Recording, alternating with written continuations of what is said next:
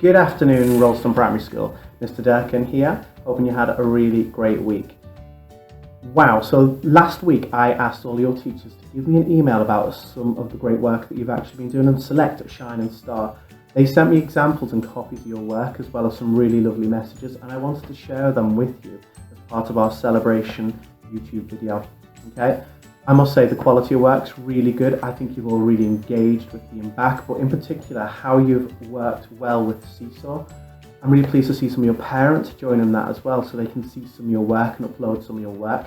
And a special mention to all of you with your homework.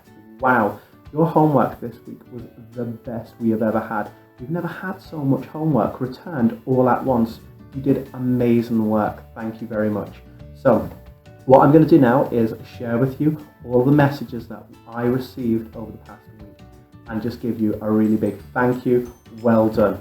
Now, over the next few weeks, we're going to keep doing some celebration assemblies, and we're going to kind of change how we're doing it. So sometimes there'll be video clips from your teachers, sometimes there'll be me in the hall, or Mr. Toon might even take over as well. So we're going to try lots of different things to carry on our celebration assemblies.